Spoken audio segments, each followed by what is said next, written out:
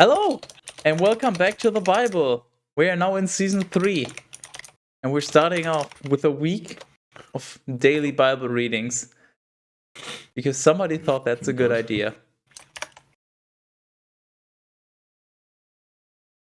My fucking god. Same.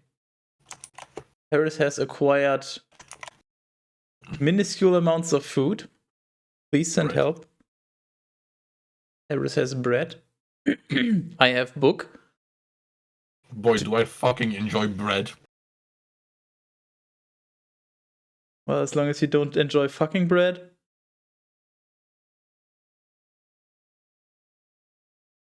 I mean, why the fuck am I still hearing this fucking stream? Fuck off. I keep hearing everything twice. Good. Are you ready? Jesus fuck. I put a lot of ham in this. Most of this, there's more ham in here than bread. Sounds like a ham-fisted decision. Because you fisted that bread with ham. Hello, Ivan.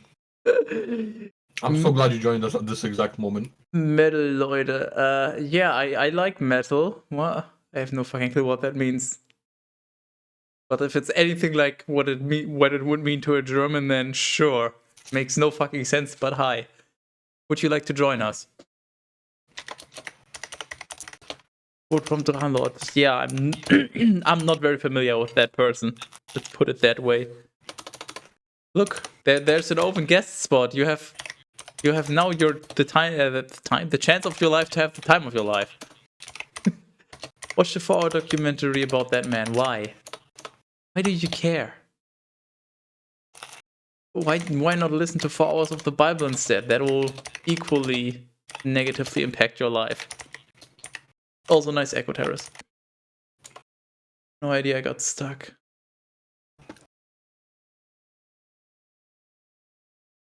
Well, I'm gonna need your full attention, Teras, because I totally remember all of the rules. I don't even know what you're talking about. That's how much of my attention you have. Yeah, I'm about to start reading, so you need to pay attention to every single word, just in case a rule applies. Well, we both know that's gonna happen. Yeah, you can start pre-drinking, that's fine. But while I'm paying attention, make sure to inform the rest of the stream, you know. Alright. You know, they might not know. I mean, obviously I'll know, but the rest of the stream might not know. Yeah, you might not know. Not knowing. We're reading the Bible. This is actually the Bible. And if you're intending on staying and listening to this, you better have some alcoholic beverages with you. Have some brandy.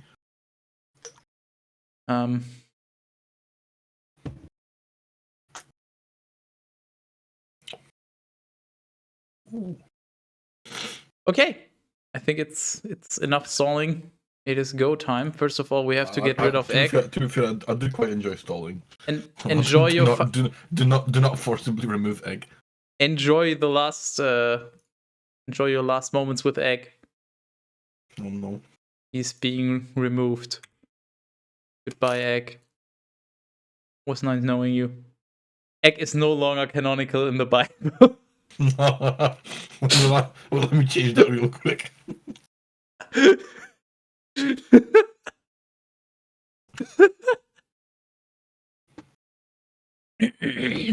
One Samuel 22.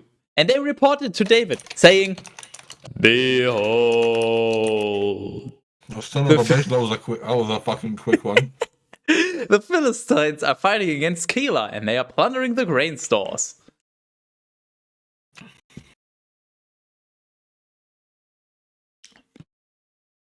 Therefore, David consulted the Lord, saying, Shall I go and strike down these Philistines? And the Lord said to David, Son of a fuck. We got plenty Let me finish my fucking baguette. Well, fuck, and I will not be denied. You do not get a break from this.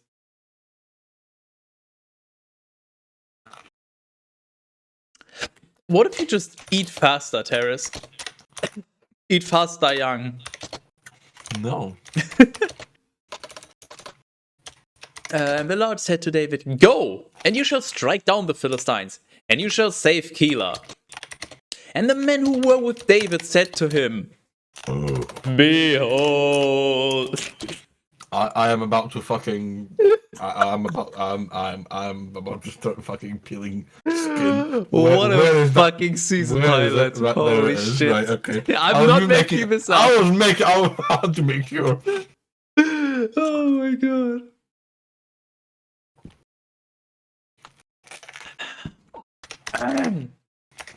We continue in fear here in Judea. How much more so if we go into Keilah against the troops of the Philistines?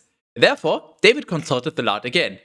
And responding, he said to him, that's the Lord saying to David. Teras. What? I highlighted something. Son of a bitch. I'm pretty sure that means... Yep. We are 4 for 4. I can't believe you've done this. There's literally been a Q in every single verse so far. That is mad impressive. Rise up and go into Keilah, for I will deliver the Philistines into your hand. Therefore, David and his men went into Keilah, and they fought against the Philistines. And they took away their cattle, and they struck them with a great slaughter. And David saved the inhabitants of Keilah. And in that time, when Abiathar, the son of Ahimelech, was in exile with David, he had descended to Keilah, having an ephod with him. Then it was reported to Saul that David had gone to Keilah. And Saul said, The Lord has delivered him into my hands, for he is enclosed, having entered into a city which has gates and bars. I'm so tempted to just do a find and replace, but I'm sure this only occurs once. Imagine if we replace gates and bars with gay bars. Teras is not paying attention. He's just. I'm paying attention, but that's not as funny as you think. It is. And Saul instructed all the people to descend in order to fight against Keilah and to besiege David and his men. And when David had realized that Saul had secretly prepared evil against him, he said to Abiathar, the priest, Bring the ephod. And David said, O large Skytis of Glasgow, your servant has heard a report that Saul is planning to go to Keilah, so that he may overturn the city because of me. Will the men of Keilah deliver me into his hands? And will Saul descend just as your servant has heard? O large Skytis of Glasgow, reveal to your servant. And the Lord said, He will descend. And David said, Will the men of Keilah deliver me and the men who are with me into the hands of Saul? And the Lord said,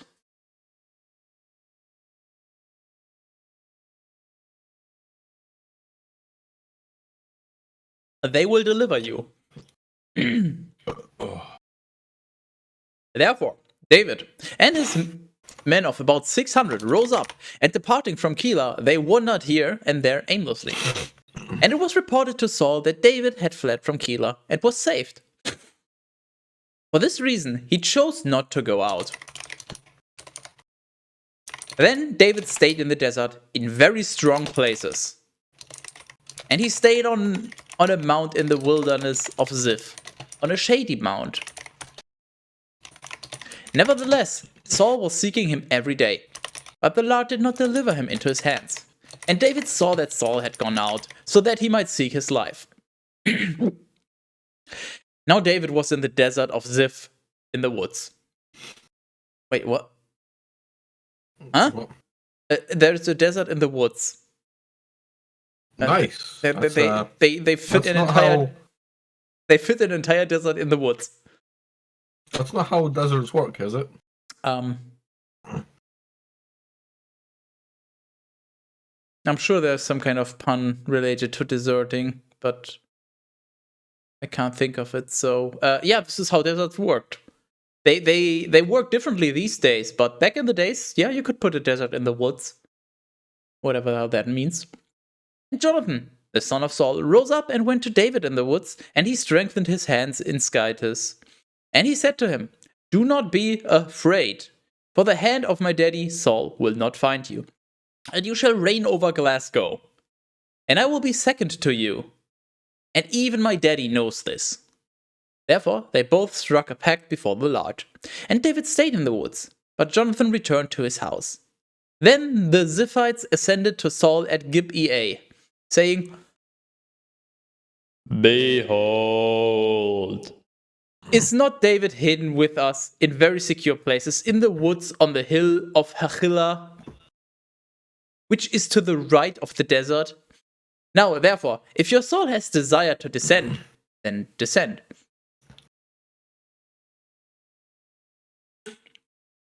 Then it will be for us to deliver him into the hands of the king. And Saul said, "You have been blessed by the Lord, for you have grieved for my situation. Therefore, I beg you, go forth and prepare Fuck off. and prepare diligently and act carefully. And consider the place where his foot may be, and who may have seen him there. For he thinks, concerning me, that I craftily plan treachery against him. Consider and seek out all his hiding places in which he may be concealed, and return to me with certainty about the matter, so that I may go with you. But if he would even press himself into the earth, I will search him out, amid all the thousands of Judah." By the way, Teras, if you're bored, there's plenty of graphics work to be done. Wink, wink. Hello, cat peasant. I very much plan to do it this week. Hello, me. Hello, me. I know, a very cheesy greeting. And, rising up, they went to Ziph before Saul. But David and his men were in the desert of Maon, in the plain to the right of Jeshimon. Dude, I love Jeshimon. That's one of my favorite Digimons. Then Saul and his allies went to seek him, and this was reported to David. And immediately he descended to the rock, who is canon in the Bible. In case you didn't know, they just misspelled him. But yeah, he descended to the rock, and he the rock. Well, just the rock. Okay. And he moved about in the desert of Maon. Dwayne the Rock. And when Saul had heard of it, he pursued David in the desert of Maon. David. Maon.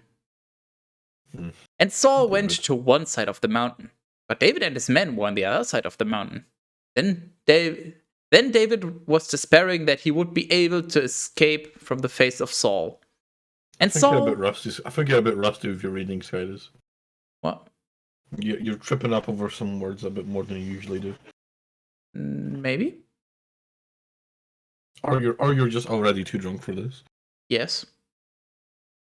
And Saul I know I am, because I had a few beers before we started. Once again, entirely forgetting we're doing this. Because I'm very well prepared. And Saul and his men enclosed David and his men in the manner of a crown, so that they might capture them. How the fuck do you enclose someone in the manner of a crown? What does that even mean? You make them king? Question mark. You form a crown and then you enclose on them? Seems like a very stupid formation. So, I don't know. And a messenger came to Saul, saying, "Hurry and come, because the Philistines have poured themselves out upon the land." Therefore Saul turned back, ceasing in the pursuit of David, and he traveled to meet the Philistines. For this reason they called that place the Rock of Division. Damn, do they also have a rock of multiplication and addition? Maybe even a rock of modulo? Teras does not understand, but that's okay. Yeah. I don't know what you're talking about. That's okay. You're not a programmer. You don't need to know what modulo is. Programmer. I done some programming, right? You know. Your mom? About it. No, she sucked. Not even the good kind. What have you done? Would you like to share it with the class? What have you done? I'm confused. Rock What off are you off. confused about? If you divide the rock, it will be bouldered by it. Eh. Funny. Are you ready No, for the next chapter? I'm not. Good. At least you think you're ready. I mean, you're not gonna be, but at least you think you are. 1 Samuel 24. Then David ascended from there, and he lived in very secure places in Engedi? Are you ready, kids? Aye, Captain. Teras is confused, that's fine. And when Saul had returned after pursuing the Philistines, they reported to him, saying, I'm only here in body, not in spirit. David is in the desert of Engedi. What were you saying? I'm only here in body, not in spirit. Today's not my day. You brought this upon yourself. I have, yeah, you're correct. So maybe you should own up to it by consuming more alcohol. I can't consume too much because I got work tomorrow. That's fine. I don't think it is. You're going to be dodging work anyway, so it's fine. Yeah, but I still need to at least, not be an idiot. I've still got meetings and shit to go to. I thought the spirits entered Teras through the mouth. Hence, if we're talking about the evening or the night spirits. Therefore, Saul, taking 3,000 elect men from all of Glasgow, traveled in order to search for David and his men, even upon the most broken rocks, which are passable only to mountain goats.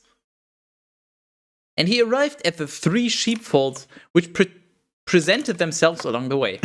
And a cave was in that place, which Saul entered, so that he might ease his bowels. But David and his men were hiding in the interior part of the cave. And the servants of David said to him, Behold, the day about which the Lord said to you... Wait, I got an emergency wine that's conveniently on my desk, don't ask why.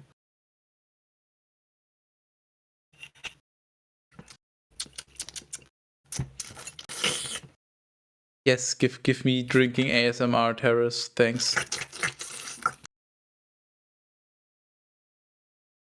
About which the Lord said to you, I will deliver your enemy to you, so that you may do to him as it will be pleasing in your eyes.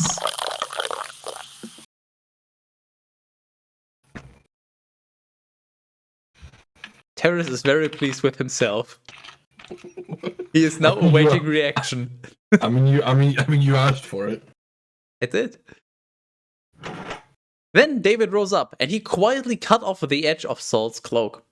After this, his own heart struck David, because he had cut off the edge of Saul's cloak. And he said to his men... Sorry, what? I'm hearing the same things being spoken over and over. No. Let me repeat. Then David rose up, and he quietly cut off the edge of Saul's cloak.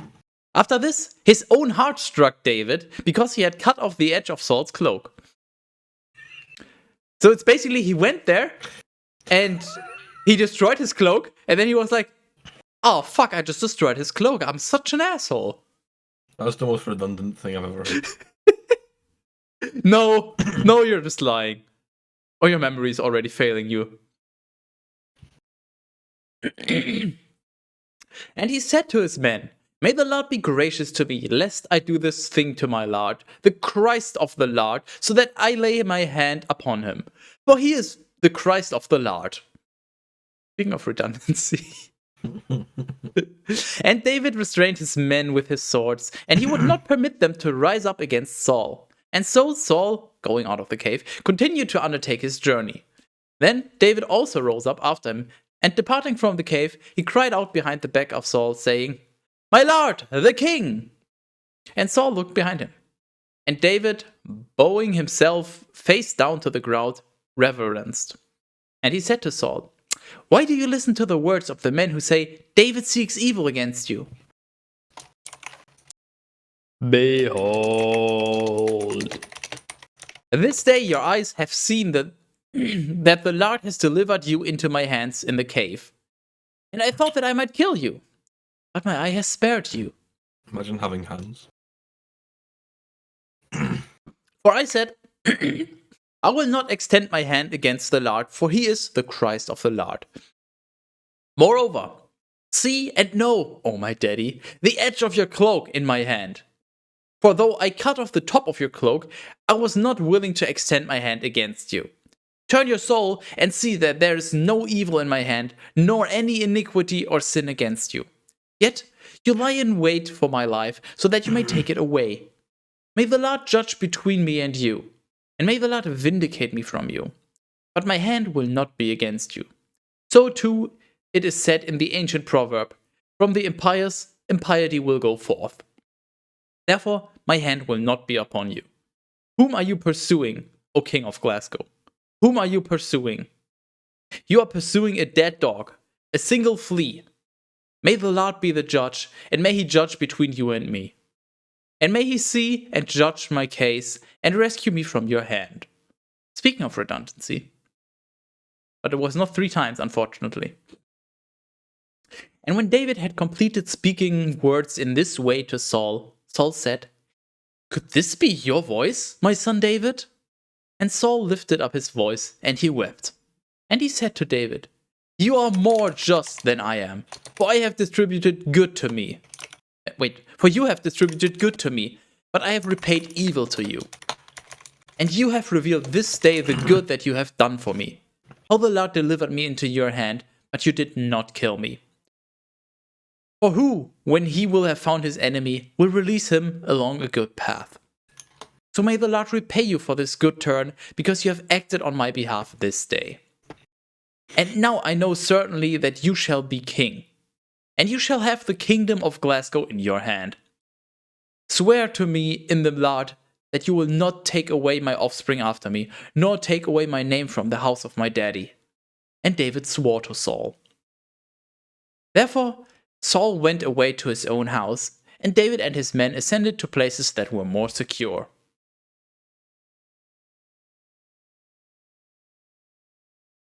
They were? Sure. For what reason? They installed antivirus software. Oh, wonderful.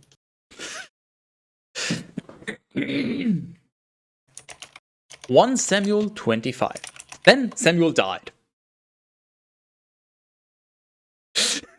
Wait! Fuck off! Are you okay, Teras?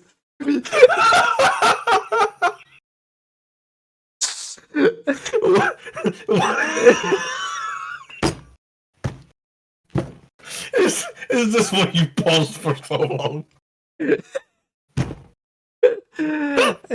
When was the last time Samuel was even mentioned? And now it's just, oh yeah, Samuel dead. When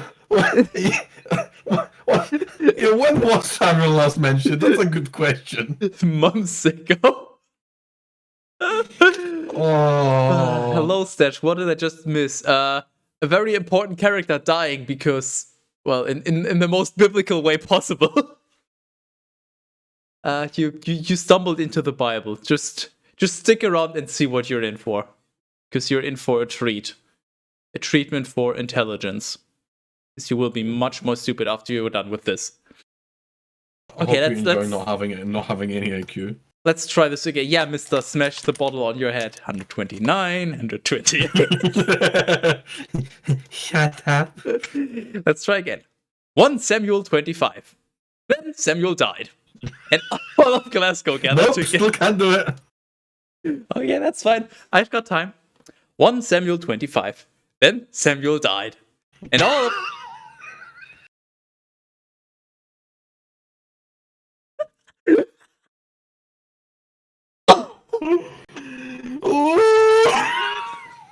This is not going to be that hardcore. You need help. Right, no. Hold, give me a sec. I'm fine, let's go. You're not. 1 Samuel 25. Then Samuel died, and all of Glasgow gathered together, and they mourned him. There we go, we did it! You're a winner! And they buried him at his house in Ramah. And David, rising up, descended to the desert of Paran. Now there was a certain man in the wilderness of Maon, and his possessions were at Carmel. And this man was exceedingly great. And 3,000 sheep and 1,000 goats were his. And it happened that he was shearing his sheep at Carmel. Now, the name of this man was Nabal, and the name of his wife was Abigail. And she was a very prudent and beautiful woman. But her husband was hard-hearted and very wicked and malicious. And he was of the stock of Caleb. Therefore, when David, in the desert, had heard that Nabal was shearing his sheep, he sent 10 young men, and he said to them, Ascend to Carmel, and go to Nabal, and greet him in my name peacefully. And you shall say, Peace be to my homies and to you, and peace to your house, and peace to whatever you have. I have heard that your shepherds who were with us in the desert were shearing. We have never troubled them, nor was anything from the flock missing to them at any time, during this entire time that they have been with us in Carmel. Question your servants, and they will tell you. Now therefore, may your servants find favor in your eyes, for we have arrived on a good day. Whatever your hand will find, give it to your servants and to your son David. And when the servants of David had arrived, they spoke to Nabal all these words in the name of David. And then they were silent. But Nabal, responding to the servants of David, said, Who is David? And who is the son of Jesse? Today, servants who are fleeing from my... Today, servants who are fleeing from their lords are increasing. Therefore, I shall take my bread and my water and the meat of the cattle that I have slain for my shearers and give it to men when I do not know where they are from? And so the servants of David traveled back along their way.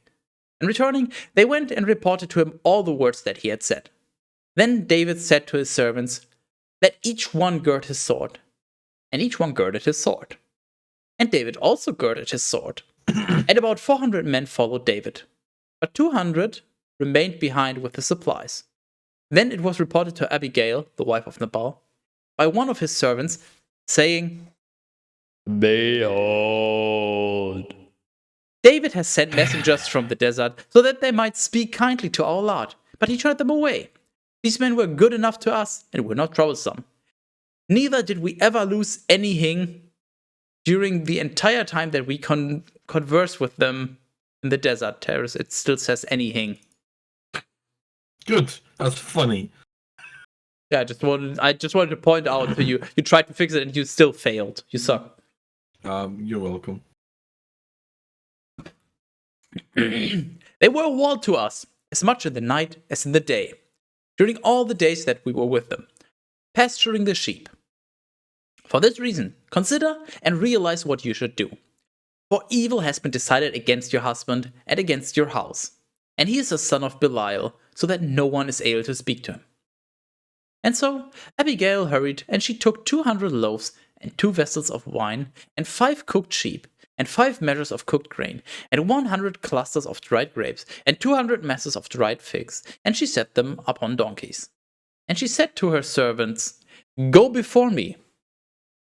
Behold, Oh no. I will follow after your back.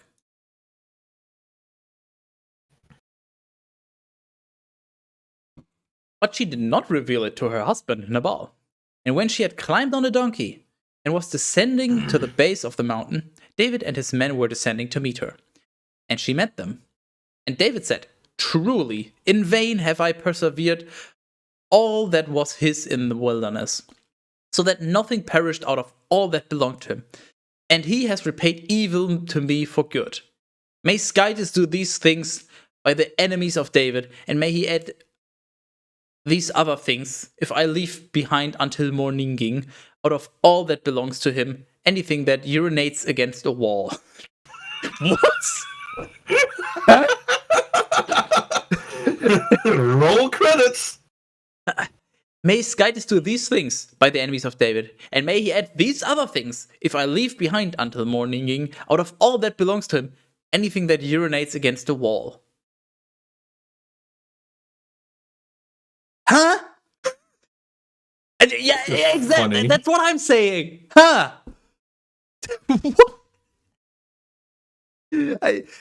Anything that urinates against the wall, I guess that just means it's a fancy way of saying men, but like this entire sentence is just. I think I get what they're trying to say, but holy fuck is it convoluted. Then, when Abigail had seen David, she hurried and descended from the donkey, and she fell upon her face before David, and she reverenced on the ground. And she fell at his feet, and she said, May this iniquity be upon me, my lord. I beg you, let your handmaid speak to your ears, and listen to the words of your servant. Let not my lord, the king, I beseech you, set his heart upon this iniquitous man Nabal. For in accord with his name, he is senseless, and foolishness is with him. But I, your handmaid, did not see your servants, my lord, whom you had sent. Now therefore, my lord, as your soul lives, and as the Lord lives, who has kept your hand to yourself, and has prevented you from coming to blood, Ubu, now let your enemies be like Nabal, like all those who are seeking evil for my lord. Because of this, accept this blessing which your handmaid has brought to you, my lord, and give it to the young men who follow you, my lord. Forgive the iniquity of your handmaid, for the Lord will surely make you, my lord, a faithful house, because you, my lord, fight the battles of the Lord. Therefore, let no evil be found in you. Wait, what? Let no evil be found in you all the days of your life. For if a man at any time will rise up, pursuing you and seeking your life, the life of my Lord will be preserved, as if in the sheaf of the living, with the Lord your Skytis. But the lives of your enemies will be spun around, as if with the force of a whirling sling. Therefore, when the Lord will have done for you, my lord, all the goodness that he has spoken about you, and when he will have appointed you as leader over Glasgow, this will not be for you a regret or a scruple of the heart, my lord, that you had shed innocent blood or had taken revenge for yourself. And when the Lord will have done well for my lord, you shall remember your handmaid. Teras, I don't know how many times my lord was repeated, but that was more than 3 times back to back. At least 2 times, so that's at least 2 drinks.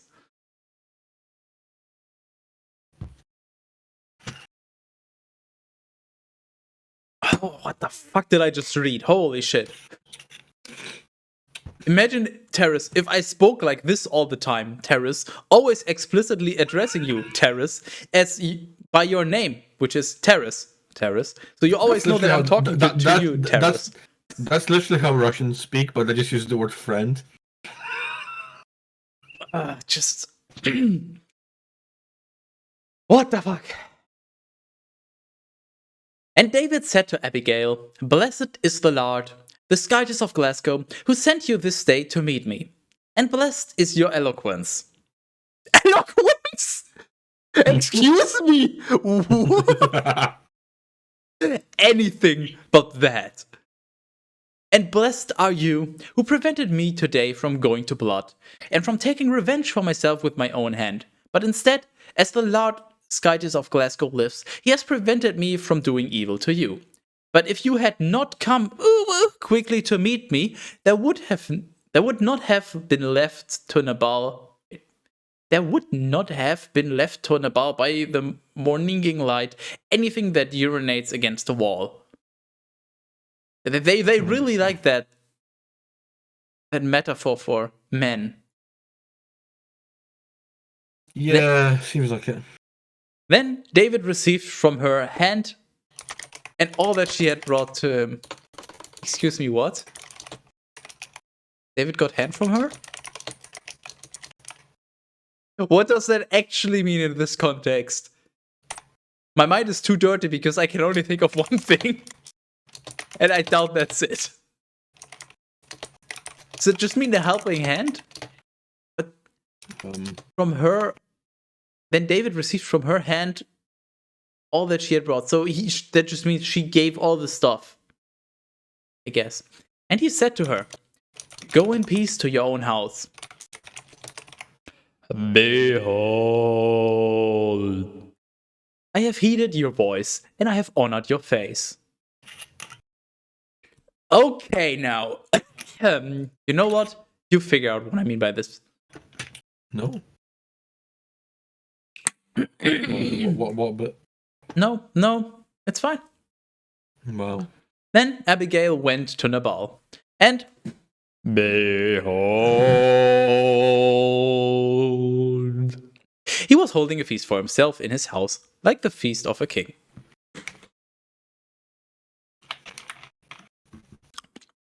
And the heart of Nabal was cheerful, for he was greatly inebriated. And she did not reveal a word to him, small or great, until morning.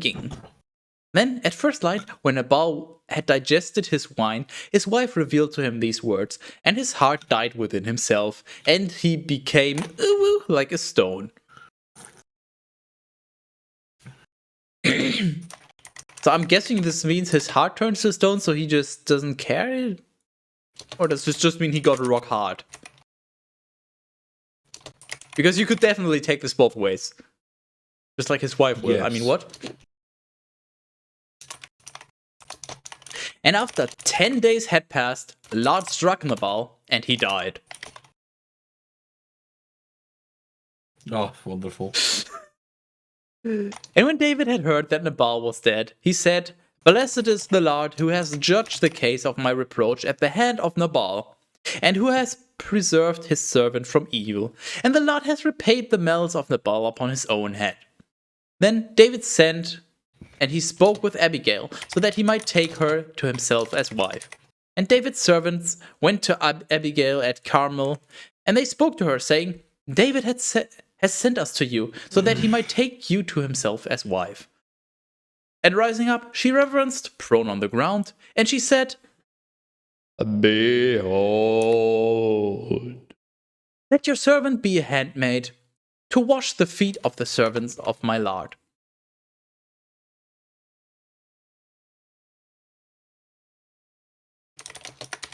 And Abigail rose up and hurried, and she climbed up on a donkey, and 5 girls went with her, her attendants. And she followed the messengers of David, and she became his wife. Moreover, David also took Ahinoam of Jezreel.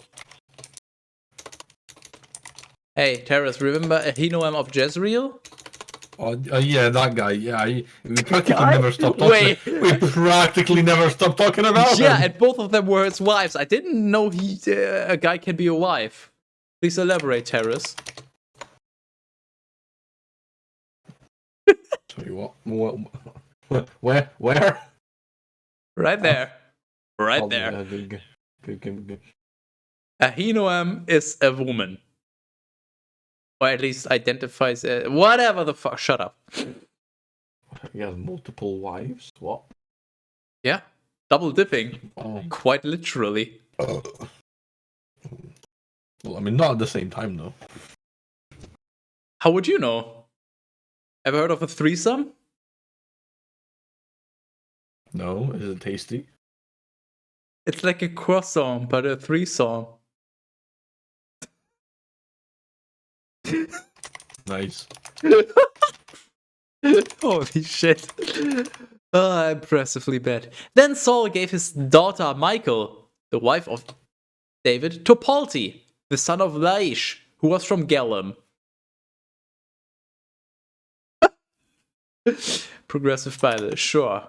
Quatre cents. Si. I mean, oui. Je peux parler français. Si, senor. Attends du temps. Yeah, that one. Do you What? even croissant? Sure, why not? Oh, wonderful. 1 Samuel 26. And the Ziphites went to Saul at Gibeah, saying, "Behold, David is hidden in the hill of Hakilah, which is opposite the wilderness." How many Like, how many cues have we had already? Holy shit, this is a jam-packed episode. Way too fucking many. This is going to be a short episode if it keeps going like this. True. And Saul rose up, and he descended into the desert of Ziph, and with him 3,000 elect men of Glasgow, so that he might seek David in the desert of Ziph. And Saul encamped at Gibeah on Hakilah, which was opposite the wilderness on the way. But David was living in the desert. Then, seeing that Saul had arrived after him in the wilderness, he sent explorers, and he learned that he certainly had arrived in that place. And David rose up secretly, and he went to the place where Saul was. And when he had seen the place where Saul was sleeping, and Abner, the son of Ner... Really? You call it the leader of his military, and Saul sleeping in a tent, and the remainder of the common people all around him. David spoke to Ahimelech, the Hittite, and to Abishai, the son of Zeruiah, the brother of Joab, saying, "Who will descend with me to Saul in the camp?" And Abishai said, "I will descend with you." Therefore, David and Abishai went to the people by night, and they found Saul lying down and sleeping in the tent, with his spear fixed in the ground at his head. And Abner and the people were sleeping all around him. And Abishai said to David, "Skytis has enclosed your enemy this day in your hands. Now, therefore, I will pierce him with my lance through the ground once, and there will not need be a second."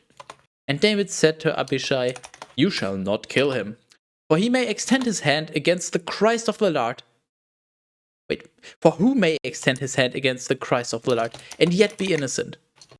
And David said, "As the Lord lives, unless the Lord himself would strike him, or unless his day to die will have arrived, or unless descending into battle he will perish, may the Lord be gracious to me, so that I may not extend my hand against the Christ of the Lord. Now therefore, take the spear that is at his head, and the cup of water, and let us go." The cup of water? Huh? So basically they take his weapon and his water. I'll give him the water back. Or, alternatively, they just snuck up on his tent with a bottle of water, and then the one guy was like, "Okay, I'll kill him." And then the other's like, "No, don't kill him. That doesn't then we're no better than him." So instead, they take this bottle of water, or cup of water rather, put his hand in it, so he pees himself, and then they run away. Nice. Yeah, that's pretty good, yeah. And so David took the spear and the cup of water that was at Saul's head, and they went away. And there was no one who saw it, or realized it, or awakened, but they were all sleeping. For a deep sleep from the Lord had fallen over them. And when David had crossed over to the opposite side, and had stood upon the top of the hill far away, so that there was a great interval between them, David cried out to the people and to Abner, the son of Ner, saying, "Will you not respond, Abner?" And responding, Abner said, "Who are you, that you would cry out and disquiet the king?" And David said to Abner, "Are you not a man? Or who else is like you in Glasgow? And why have you not guarded your lord the king? For one of the people entered, so that he might kill the king, your lord. This is not good, what you have done. As the Lord lives, you are sons of death with one F, because you have not guarded your Lord, the Christ of the Lord. Now therefore, where is the king's spear, and where is the cup of water that was at his head?" So they see they're just mocking them. They're like, "Haha, we could have killed you, but we didn't. Or rather, killed your king, but we didn't. You suck." Classic. And then Saul recognized the voice of David, and he said, "Is this not your voice, my son David?" And David said, "It is my voice, my lord the king." What it is. And he said, "For what reason has my lord pursued his servant? What have I done? Or what evil is there in my hand? Now listen, now therefore listen, I beg you, my lord the king, to the words of your servant. If the Lord has stirred you up against me, let him make the sacrifice fragrant. But if the sons of men have done so, they are accursed in the sight of the Lord, who has cast me out this day, so that I would not live within the inheritance of the Lord, saying, 'Go, serve strange Skytis.' And now, let my blood be poured out upon the earth. Wait. Oh, okay, yeah. Okay. And now let my blood be poured out upon the earth before the Lord, for the king of Glasgow has gone out, so that he might seek a flea, just as the partridge is pursued amid the mountains. And Saul said, I have sinned. Return, my son David. For I will never again do evil to you, because my life has been precious in your eyes this day. For it is apparent that I have acted senselessly, and have been ignorant of very many things. And responding, David said, Behold, No, he's the beholding king's again. spear. Oh. Let one of the servants of the king cross over and take it, and the Lord will repay each one according to his justice and faith. For the Lord has delivered you this day into my hand, but I was not willing to extend my hand against the Christ of the Lord. They really like the phrase Christ of the Lord in this book, don't they? Oh, it seems like it. Yeah, Just as your soul has been I'm already bored of it. That's how often we hear it. just as your soul has been magnified this day in my eyes, so let my soul be magnified in the eyes of the Lord, and may he free me from all distress. Then Saul said to David, You are blessed, my son David, and whatever you may do, it shall certainly succeed. And David departed on his way, and Saul returned to his place. And they lived happily ever after. The end. Fuck off. Abner, I showed you my dick. Please respond. David, what? The king's spear. Ooh.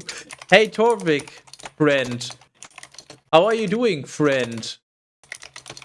This is how you speak to Russians, friend, correct? Friend? Teras has told me that. Yeah, that's how every Russian speaks in every movie.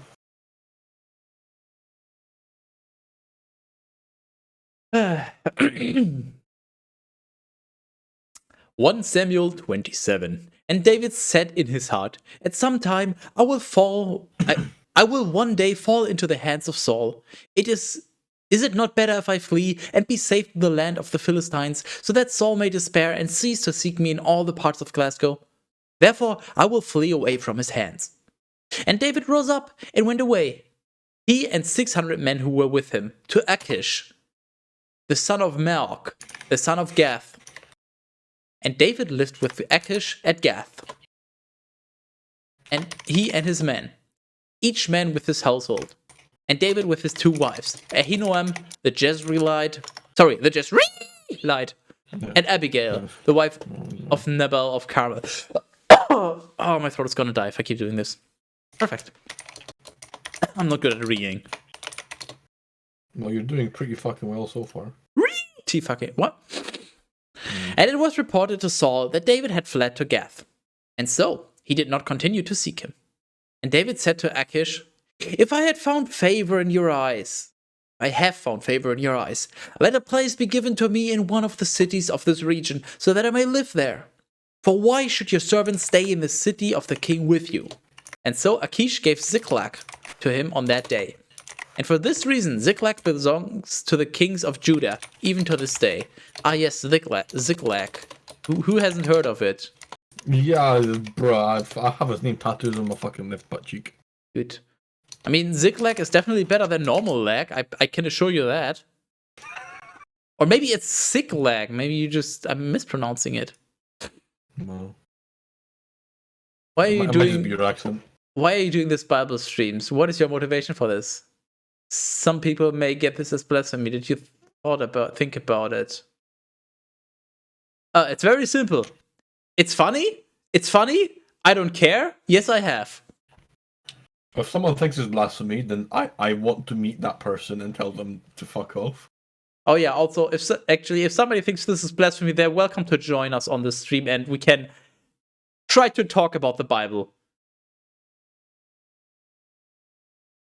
I mean, we all know how it's gonna end, but hey, if you actually believe the bullshit that's written here, let me know. We can talk about it. Maybe you can change our minds.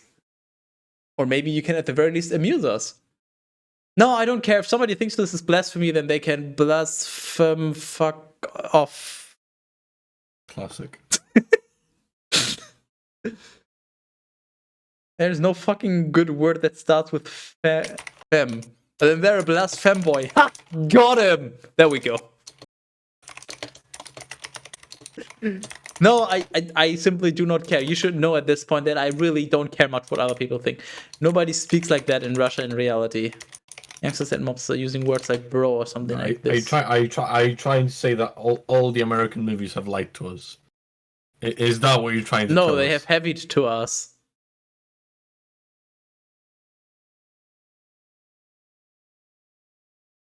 Have you at least looked at the stream title already? I haven't actually.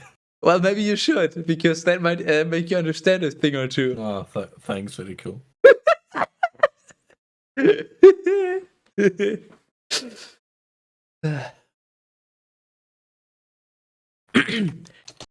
Now, the number of days that David lived in the region of the Philistines was 4 months. And David and his men went up and took plunder from Geshuri, and from Girzi, and from the Amalekites. Amalekites, yeah, that was great, okay. What a weird word. For in the land long ago, these were the inhabitants of the area, going from Shur as far as the land of Egypt. And David struck the entire land. Neither did he leave alive man or woman. Neither nor. But hey, fuck you, what do you know about English or anything? Fuck you, Bible. And he took away the sheep, and the oxen, and the donkeys, and the Sorry, what? Try that one. Run that one by me once again. Just read. You know what? How about you just read 27:9 for us, Teras? Just read it. Actually, 27. Oh, I can't. 27:9. And David struck the entire land. Neither did he leave alive man or woman, and he took away the sheep and the oxen and the donkeys and came ools the garments, and he returned and went to Dachish. have you figured out? Ools.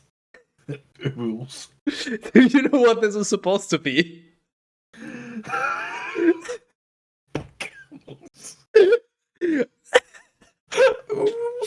I have a new favorite animal now. That's actually fucking brilliant. I can't believe we've done this. That's a good one. That can stay. Of course it can stay. That can be a new permanent addition. What do you mean permanent edition? Obviously it's staying. We're not gonna alter this book. Except for when it's appropriate. Did you read already the place where one person have to eat poop because of his mission? Nope. We read plenty of stupid passages, but I don't think we've gotten into the scat part yet. Oh. Teras thinking about scat. Oh, it's fine. I do that daily. Sounds like a shitty idea. It is, fun enough. Then Achish said to him, "Whom did you go out against today?" And David responded, "Against the south of Judah, and against the south of Jerahmeel, and against the south of Kenny." Neither man nor woman was left alive by David. Neither did he lead back any of them to Gath, saying, lest perhaps they may speak against us. David did. Hold on. David did these things, and this was his decision during all the days that he lived in the region of the Philistines. Therefore, Achish trusted David, saying, "He has worked so much harm against his people in Glasgow, and so he will be a servant to me forever." Skytis. How do you pronounce David in German? David? There you go. That's how you need to pronounce it now. I'm not gonna remember that. I'm sorry, this is being forced upon you now. What's in it for me? More comedic value. I have infinite comedic value right here. It will certainly confuse people a lot more. I have infinite comedic value in my head. I just choose to keep it to myself for the most part. I'm just adding it to the pile. pile of shit that you're into. You fucking scat fetishist weird. See, I have infinite comedy in my head. Fucking kink shaming much. Sorry, it's a shitty thing to do, I know. Teras when he sees a big poop.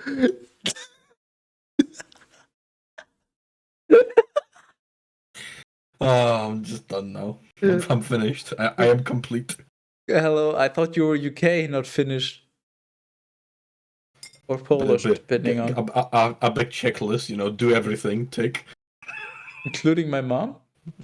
Yes. 1 Samuel 28. Now it happened that, in those days, the Philistines gathered together their troops so that they might be prepared for war against Glasgow.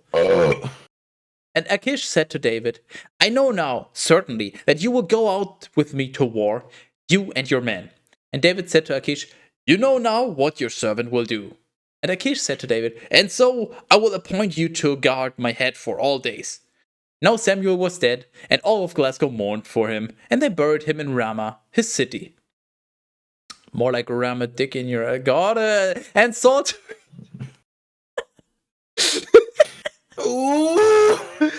He's dead. He's not gonna make those noises, Teras. Saul. I'm so fucking done already. Jesus fucking Christ. I'm not gonna survive this week. I'm gonna be dead by Wednesday. At least you're not dead by day. I mean, what? Fuck off. Well, would you rather be left for dead? I'm gonna peel the skin off your elbow like a fucking tangerine. You committed to a week of Bible. You have 7 days to die.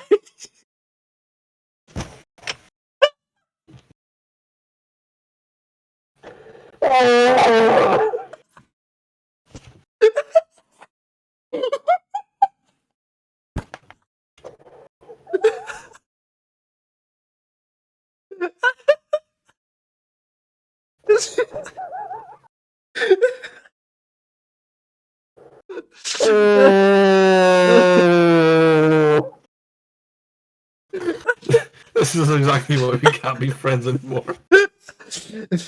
I have peaked officially.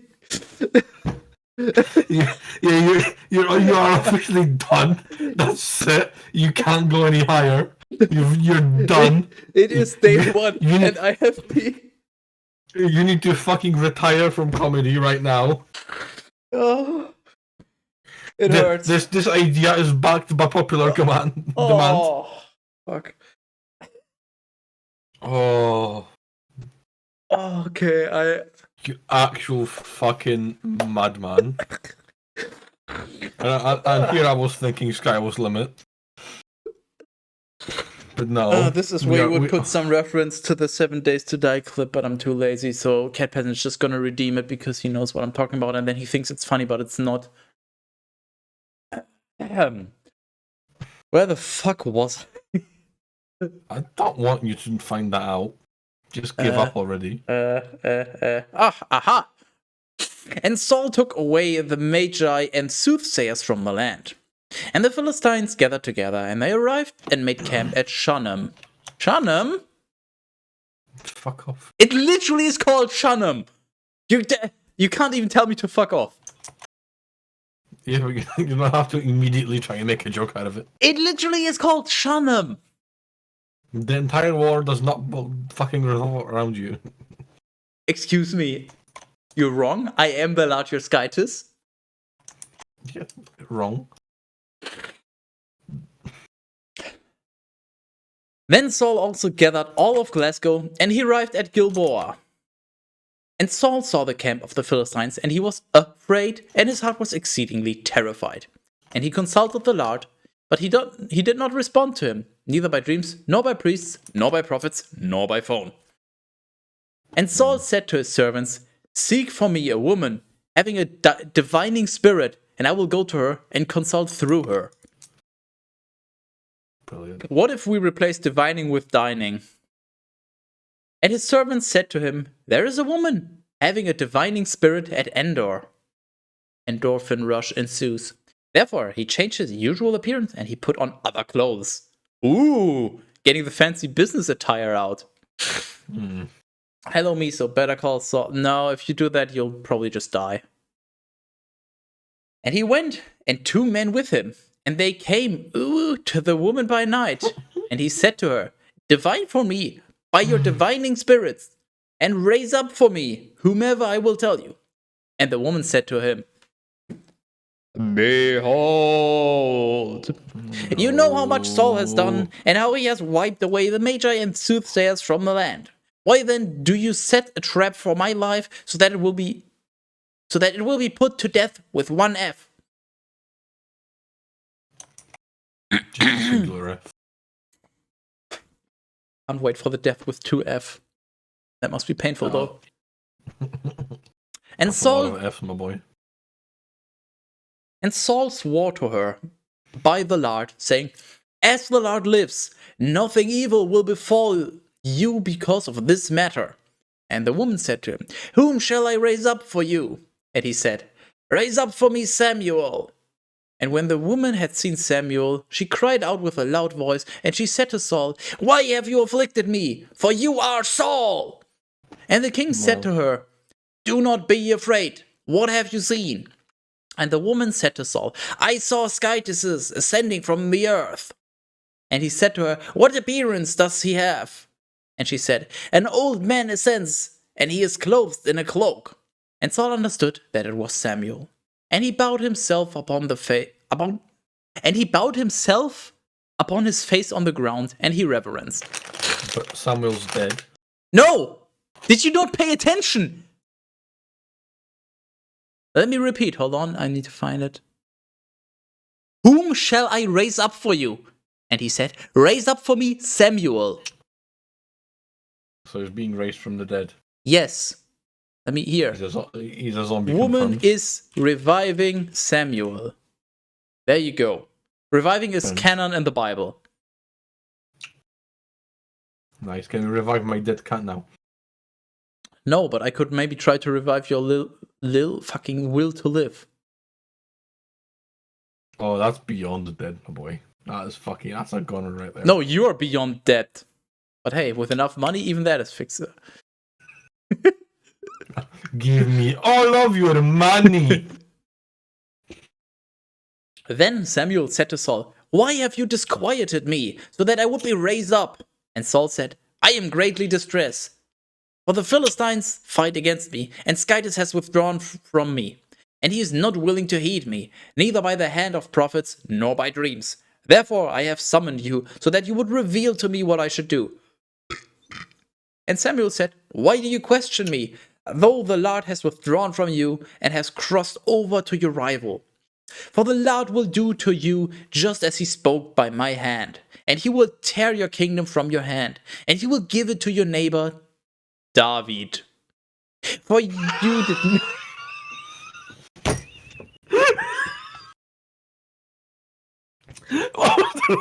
Pause before it. You are so infinitely welcome. Oh, that's brilliant. Yeah, that's how I want it from now on.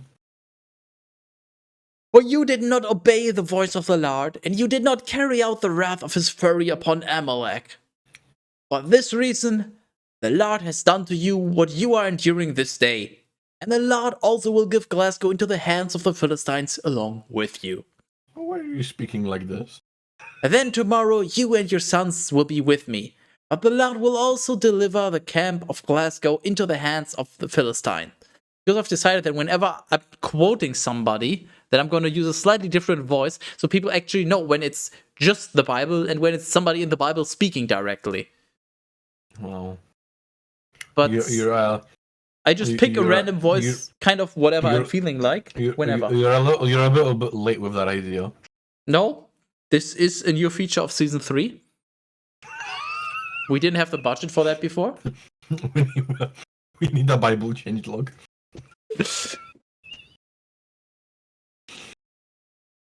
And immediately Saul fell stretched out on the ground.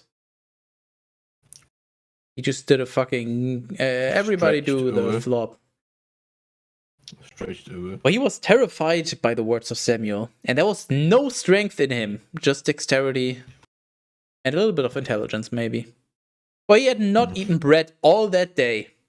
And so the woman entered to Saul, for he was very troubled, and she said to him, Behold, your handmaid has obeyed your voice, and I have placed my life in your hand.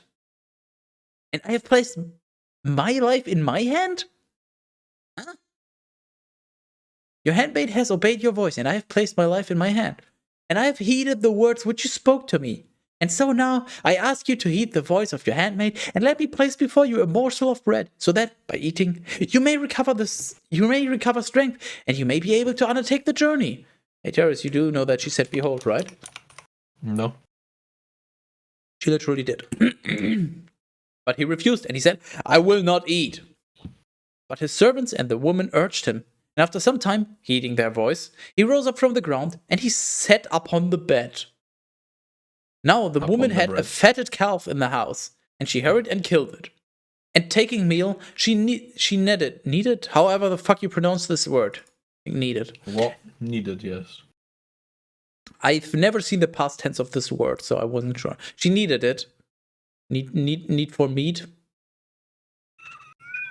I do enjoy meat. And she baked unleavened bread. And she set it before Saul and before his servants. And when they had eaten, they rose up, and they walked all through that night. Bread. Rise through your night over. I need you. Thanks, Miso. Ooh, that's all I have to say to that. 1 Samuel 29. And then all the troops of the Philistines were gathered together at Aphek. But Glasgow also made camp above the spring which is in Jezreel. And indeed, the princes of the Philistines advanced by hundreds and by thousands. But David and his men were in the rear with Achish. And the leaders of the Philistines said to Achish, What do these Hebrews intend to do? And Achish said to the leaders of the Philistines, Could you be ignorant about David, who was the servant of Saul, the king of Glasgow, and who has been with me for many days, even years? And I have not found within him anything from the day that he fled to me, even to this day. Then the leaders of the Philistines became angry against him, and they said to him, Let this man return, and let him settle in his place, which you appointed for him. But let him not descend with us to battle, lest he become an adversary to us when we begin to fight. For in what other way will he be able to please his Lord, except with our heads? Is not this the David about whom they were singing while dancing, saying, Saul struck down his thousands, but David his 10,000s? Thanks, Teras. I enjoy money. Therefore Achish called David, and he said to him, As the Lord lives, you are good and righteous in my sight, even in your departure and your return with me in the military camp. And I have not found anything evil in you from the day that you came to me, even to this day. But you are not pleasing to the princes. Therefore, return and go in peace, so that you do not offend the eyes of the princes of the Philistines.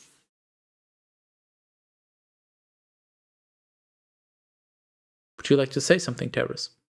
No, I wouldn't actually. And David said to Achish, But what have I done? Or what have you found in me, your servant, from the day that I was in your sight to this day, so that I may not go out and fight against the enemies of my lord, the king? And in response, Achish said to David, I know that you are good in my sight, like an angle of Skytis. But the leaders of the Philistines have said, He shall not go up with us to the battle.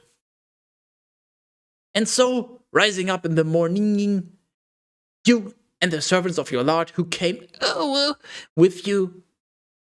And when you have risen up in the night, as it begins to be light, go forth. And so David rose up in the night, he and his men, so that they might set out in the morning. and they returned to the land of the Philistines. But the Philistines descended to Jezreel. Dedication. Wow. What do you mean? We've only been doing this for 85-ish hours in total. Only. Onlybible.com. What? 1 Samuel 30. And when David and his men had arrived at Ziklag on the third day, the Amalekites had made an attack on the south side against Ziklag. And they had struck Ziklag and burned it with fire. And they had led the women in it away as captives, from the small to the great. They had not killed anyone, but they led them away with them. And then they traveled on their journey. Therefore, when David and his men had arrived at the city, they found it burned with fire, and that their wives and their sons and daughters had been led away as captives. David and the people who were with him lifted up their voices, and they mourned until the tears in them failed. For indeed, the two wives of David also had been led away as captives, Ahinoam the Jezreelite, and Abigail, the wife of Nabal of Carmel, in case you forgot the two women who were mentioned 5 times already. And David was greatly saddened, and the people were willing to stone him, because the soul of every man was bitter over his sons and daughters. But David was strengthened by the Lord his Skytis. Bible calls it something else than dedication, but I can't remember the word. Stupid?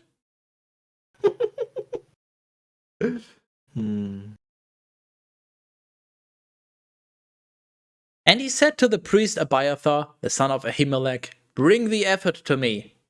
And Abiathar brought the ephod to David. And David consulted the Lord, saying, "Shall I pursue these robbers, and will I overtake them or not?"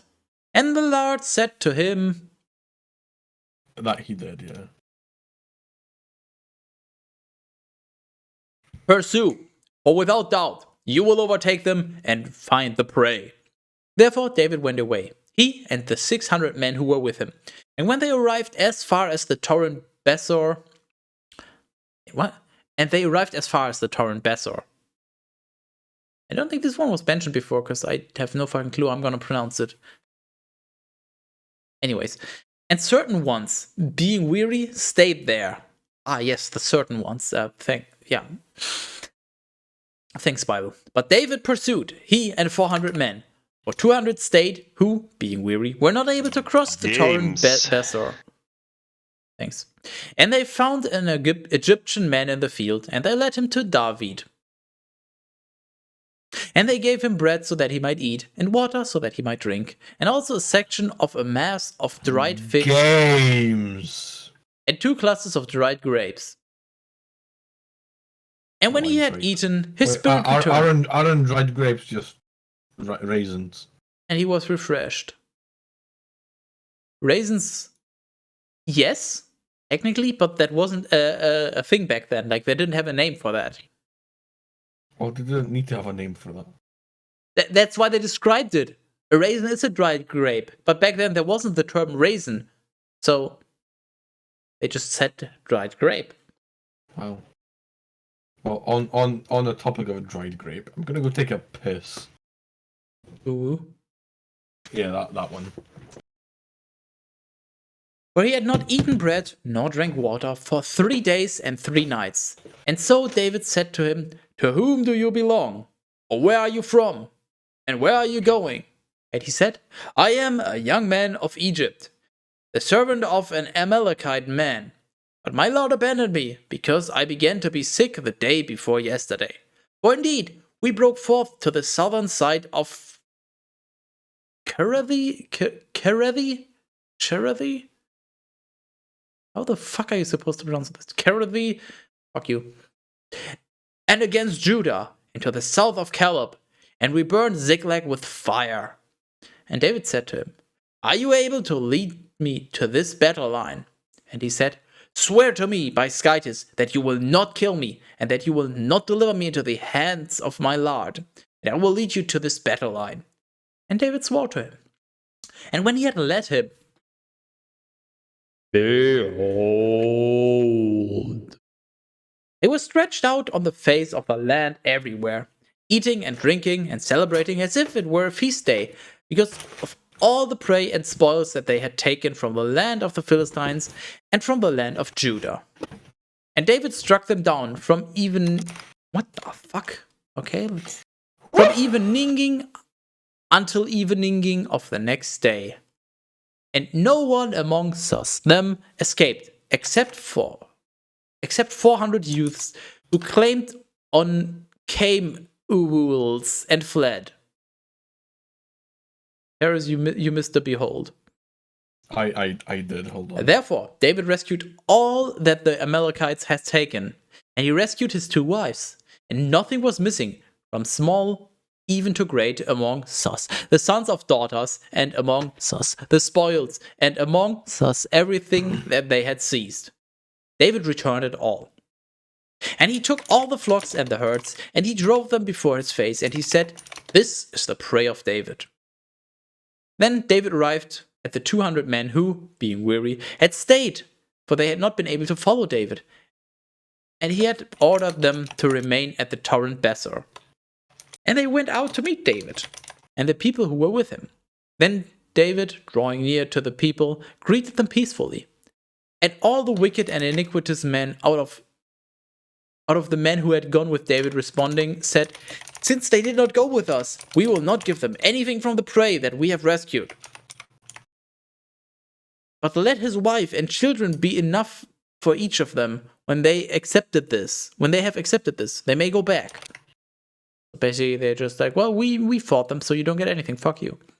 But David said, "You shall not do this, my brothers, with these things that the Lord has delivered to us, for he has preserved us, and he has given into our hands the robbers who broke out amongst us. And so, let no one heed you over these words, but equal shall be the portion of him who descended to the battle, and of him who remained with the supplies, and they will divide it alike." And this has been done from that day and thereafter. It was established as a statute and as if law in Glasgow even to this day. Then David went to Ziklag, and he sent gifts from the prey to the elders of Judah, his neighbors, saying, "Receive a blessing from the prey of the enemies of the Lord." To those who were in Bethel, and those and who were in Ramoth towards the south, and who were in Jeter, and who were in Aroah, and who were in Sifmoth, and who were in Eshtemoa, and who were in Rachel, and who were in the cities of Jerahmeel, and who were in the cities of Kenny, and who were in Hormah, and who were at the lake of Ashan, and who were in Ethak, and who were in Hebron, and to the remainder who were in those places where David had stayed, he and his men. First of all, how many fucking times did they just repeat and those who were in? Second of all, yes. I need a refill because I'm behind 2 drinks now. But third of all, have fun. Wow, I'm not really the type to have fun.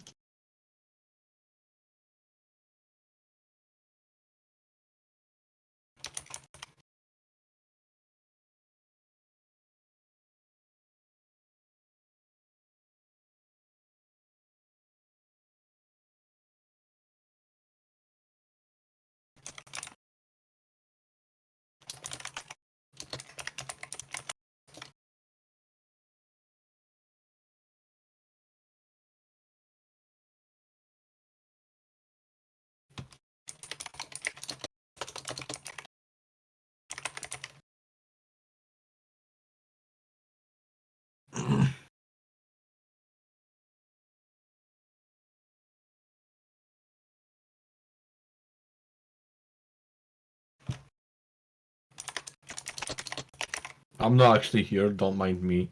Just wait for Skytis to come back and, do that thing where he entertains you people. Because I'm not having a day. I'm not having a day. I'm also trying to type a message and my brain is I'm just blank.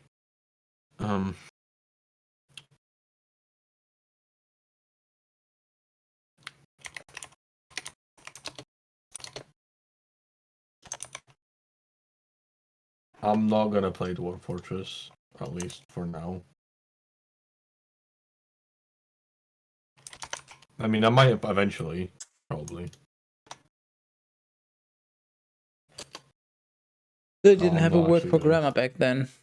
Grade 8. Play some Dwarf Fortress. Yeah. Do it, I dare you. Wow. I might play some Minesweeper. That's a classic. Um, I'm not gonna have a better day tomorrow. Out of fucking spite, I'm gonna make sure I have a worse day tomorrow. something Demon Crow. I'm gonna start that by having an energy drink so that I can actually sleep. So that I have an even worse day because I won't sleep, so I'll just be tired tomorrow.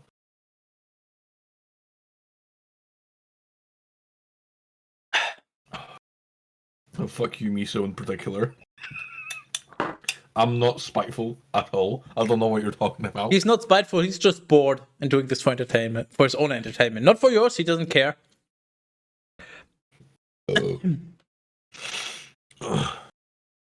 1 Samuel 31. Now the Philistines were fighting against Glasgow, and the men of Glasgow fled before the face of the Philistines, and they fell down slain on Mount Gilboa. And the Philistines rushed upon Saul and upon his sons, and they struck down Jonathan and Abinadab and Melchishua, the sons of Saul. And the entire weight of the battle was turned against Saul, and the men who were archers pursued him. And he was severely wounded by the archers. And Saul said to his armor bearers, "Draw your sword and strike me, otherwise these uncircumcised men may come and kill me, mocking me." I just love the added implication there. Oh, draw your sword. Oh, that is just. Oh, that is brilliant. Please kill me. They're gonna play Soggy Biscuit with me. I mean, what? One man, one jar. One man, one circumcision. And his armor bearer was not willing, for he had been struck with an exceedingly great fear. And so Saul took his own sword, and he fell upon it.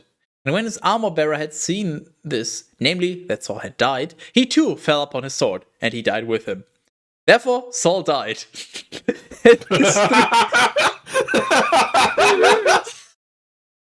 My fucking god! Saul died, and then his servant killed him. And therefore Saul died. Fuck off. You can't even. I mean, you clearly can make this up, but I can't. Oh my god. Therefore, Saul died, and his 3 sons, and his armor bearer, and all his men on the same day together. Then, seeing that the men of the Glasgowites had fled, and that Saul had died with his sons, the men of Glasgow who were across the valley or beyond the Jordan abandoned their cities. And then he fled. And the Philistines went and lived there. Then, when the next day arrived, the Philistines came so that they might despoil the slain. They found Saul and his 3 sons lying on Mount Gilboa. And they cut off the head of Saul, and they despoiled him of the armor, and they sent it into the land of the Philistines all around, so that it might be announced in the temples of the idols and among their people. And they placed his armor in the temple of Ashtaroth. But his body they suspended. What the fuck? Huh? But his body they suspended on the wall of Bethshan. And when the inhabitants of Jabesh Gilead had heard all that the Philistines had done to Saul, all the most valiant men rose up, and they walked all night, and they took the body of Saul and the bodies of his sons from the wall of Bethshan. And they went to Jabesh Gilead, and they buried them there. And they took their bones, and they buried them in the forest of Jabesh, and they fasted for 7 days. Wait, what? Hold on. They took the body of Saul and the bodies of his sons. They went to Jabesh Gilead, and they burned them there. Oh, burn, I misremembered that as buried. Okay, that makes sense. And then they buried the bones. Okay. Teras. Yes.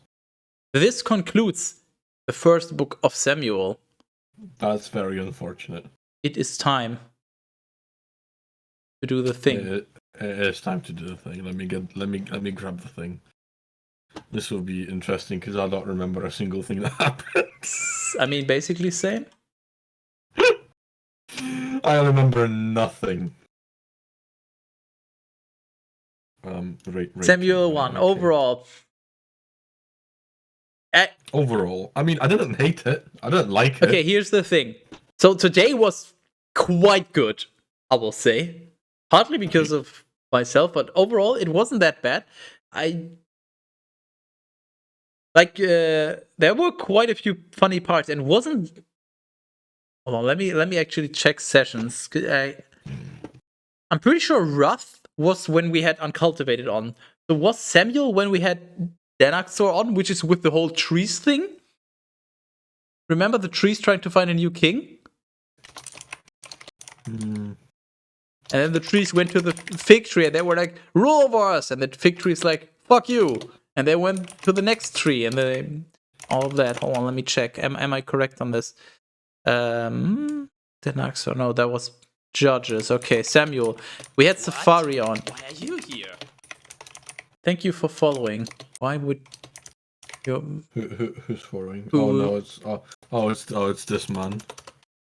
It's this absolute fucking unit. So Samuel 1 to 8 was with Safari? With your rant at the end? Oh yeah, the rant. Oh yeah. I had the drunk Teras rant. Yes. Then we had Rob, and then we had the session with Egg and Uncultivated and Hell, where we all got way too drunk and basically don't remember anything.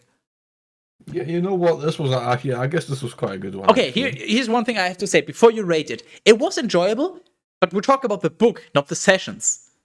Yeah, but I mean, I don't remember that much. I don't remember hating it though. Yeah, exactly. I'm thinking the same. It wasn't amazing.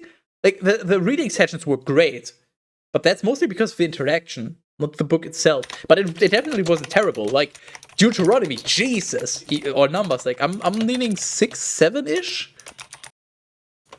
Like just because I'm not so sure, I'm just gonna give it a 7. I think. Oh wait, I'm not Teras. 7. Yeah, I'm not just gonna. Imagine not being Teras. Well, what a fucking slug. Actually, no. I'm gonna go for an 8 because it was all right. You know, I'm not gonna overthink it. It's probably a low 7. It might even be a high 6, but it's okay. I can't think of any actual bad thing about it. And to be fair, especially from what I remember in this particular bit that we've just read, there was a few good funny bits in there. So characters. Okay, so we had Saul and then David and then Samuel who got revived. I think just because of Samuel's random, completely unforeseen death. But that's not characters. Moment. That's plot. Yeah. Like the characters overall, I mean, it's kind of interesting how the characters are very much relevant throughout the entire book, except for Samuel, I guess. But it's always like Saul against David, and then David could have killed him, but he didn't. Like David seems like a very interesting character. So overall, I'm thinking like 8. It wasn't amazing, but it was quite good.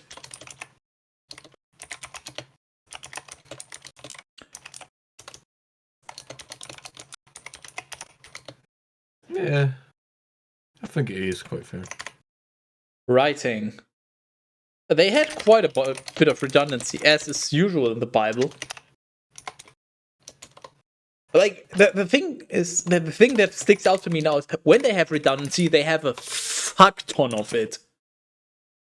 So, And also a lot of, this person said, and then the other person said, and then the first person said. It was like very, very lazy writing. Like I know the Bible is already setting a low standard, but even by previous standards, it felt quite low. It's not as bad as like Leviticus or Numbers, where it's literally just listing garbage.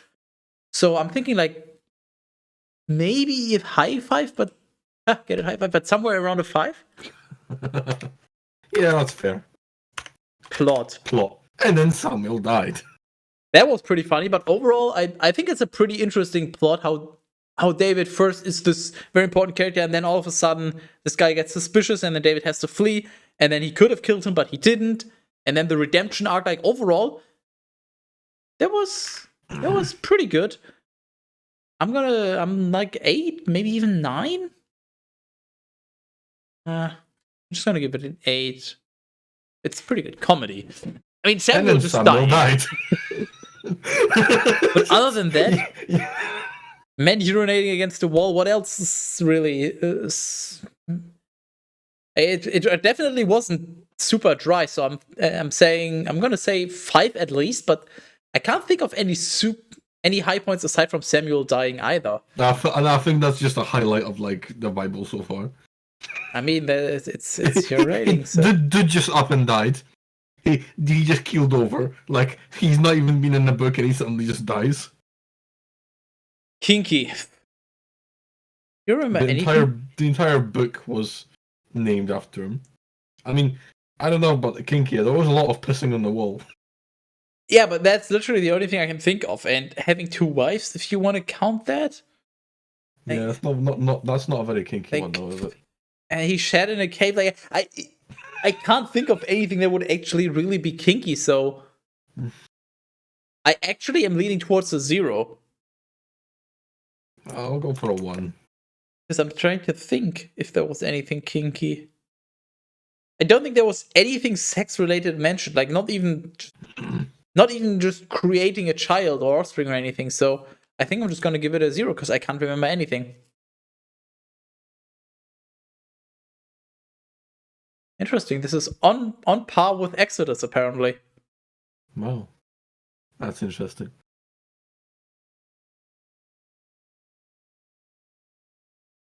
Hey, we're almost not even halfway done. Like, what are we at? A third? A quarter or so of the book? Quarter? Nice. Yeah.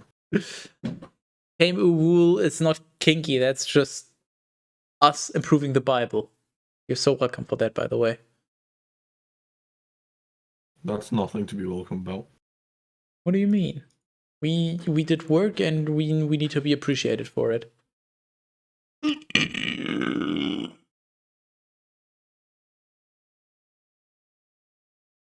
I have a question, Teras. Are you back on the Bible? I've just been using your stream for the Bible because That's okay. Look at what I highlighted. I can't afford the second book. Yeah, the second book of Samuel. Why is it not sent? Why are you asking me? I didn't censor it. Fuck?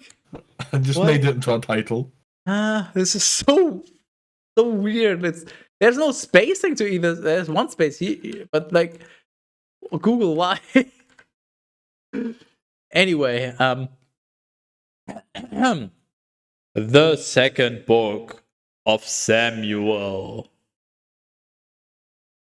2 Samuel 1. Now it happened that, after Saul died, David returned from the slaughter of Amalek, and he remained for 2 days at Ziklag.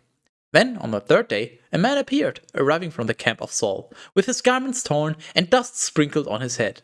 And when he came to David, he fell on his face and he reverenced. And David said to him, "Where have you come from?" And he said to him, "I have fled from the camp of Glasgow." And David said to him, "What is the word that has happened? Reveal it to me." And he said, "The people have fled from the battle, and many of the people have fallen and died. Moreover, Saul and his son Jonathan have passed away." And David said to the youth who was reporting to him, "How do you know that Saul and his son Jonathan have died?" And the youth who was reporting it to him said, I arrived by chance on Mount Gilboa, and Saul was laying upon his spear. Then the chariot and horsemen drew near to him, and turning behind his back and seeing me, he called to me. And when I had responded, "I am here," he said to me, "Who are you?"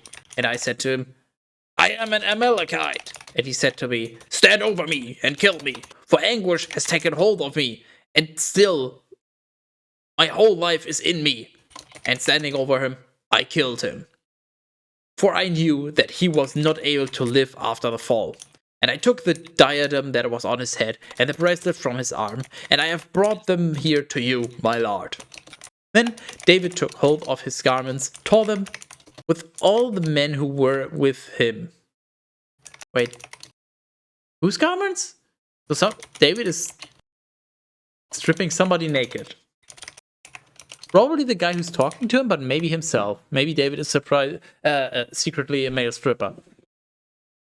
And they mourned and wept and fasted until evening over Saul and over his son Jonathan and over the people of the Lard and over the house of Glasgow because they had fallen by the sword. And David said to the youth who had reported to him, "Where are you from?" And he responded, "I am the son of a man who is a new arrival from the Amalekites." And David said to him, "Why were you not afraid to put forth your hand so that you would kill the Christ of the Lord?" And calling one of his servants, David said, "Draw near and rush against him." And he struck him, and he died.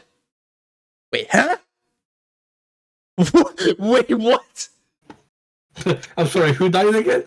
Okay, so I forgot. So I wasn't listening. There's some random messenger dude basically who was on the mount where Saul and his sons died. He just happened to see that, and then he was like, "Well, I guess I'll just take the diadem and the bracelet as proof or whatever." And then he goes and encounters David, tells him, and then he's like, "Here, this is what happened." Then David, taking hold of his garments, told them. So I guess David is stripping the messenger.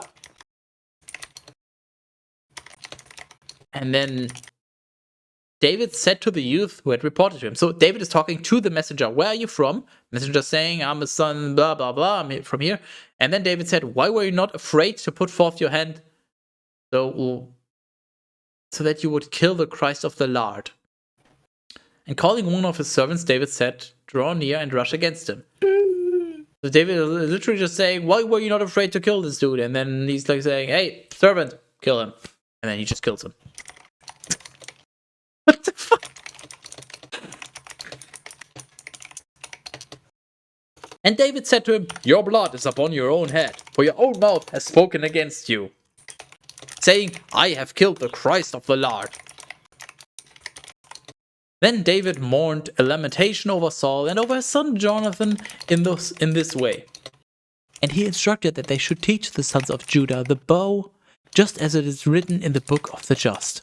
And he said, "Consider, O Glasgow, on behalf of those who are dead, wounded upon your heights. The illustrious of Glasgow what the fuck?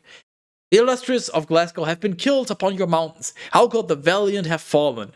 Do not choose to announce it in Gath, and do not announce it in the crossroads of Ashkelon. Otherwise, the daughters of the Philistines may rejoice. Otherwise, the daughters of the uncircumcised may exult.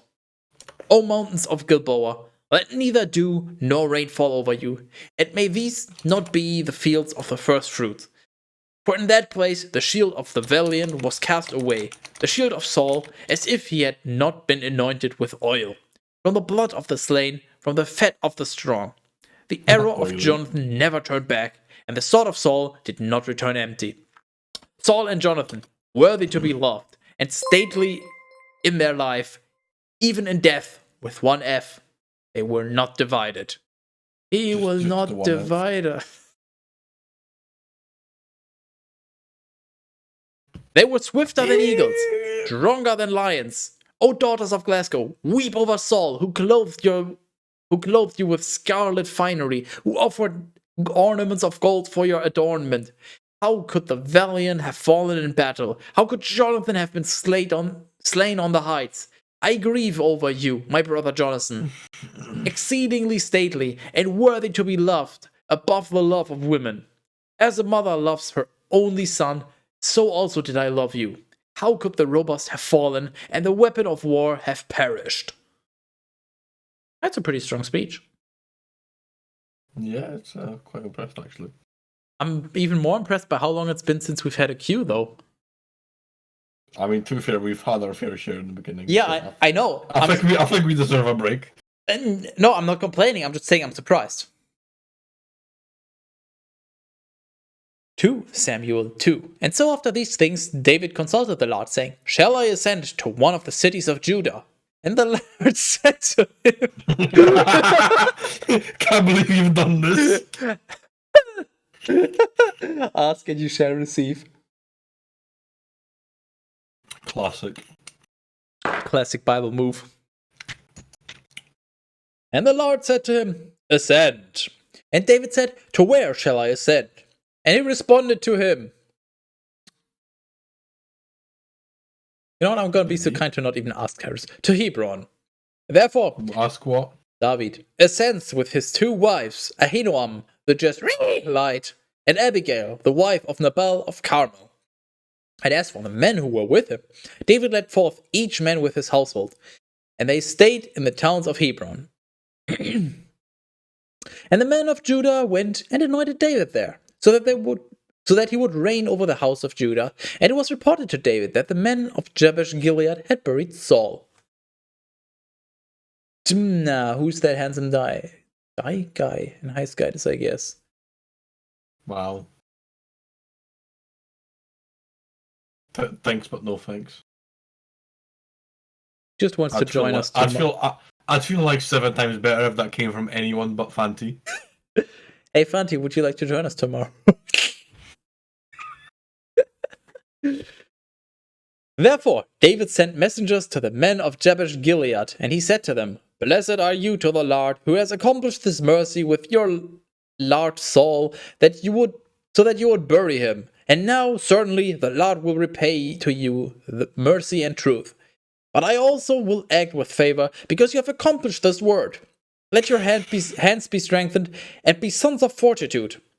For even though your Lord Saul has died, still the house of Judah has anointed me as king over them. Then Abner, the son of Ner, the leader of the army of Saul, took Ishbosheth. The fuck is this name? Ishbosheth. Yeah.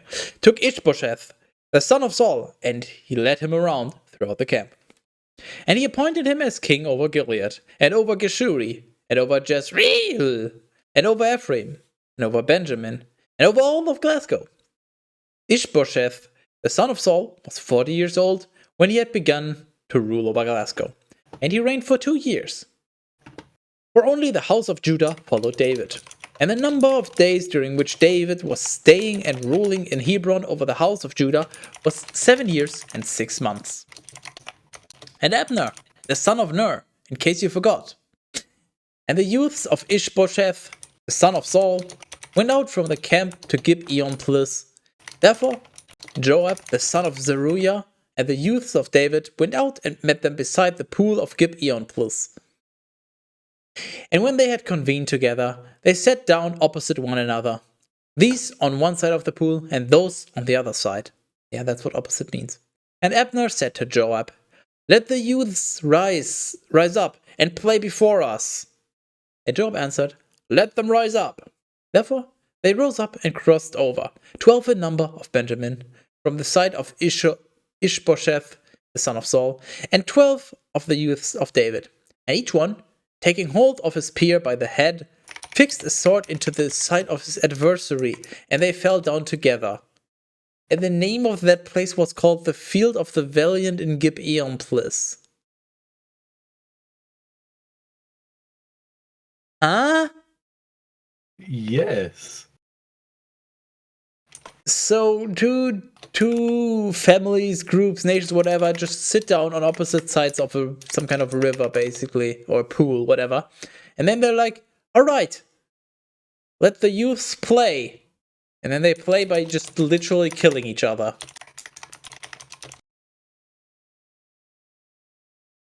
What the fuck? Yes. And a very harsh war rose up on that day, and Abner, with the men of Glasgow, was put to flight by the youths of David.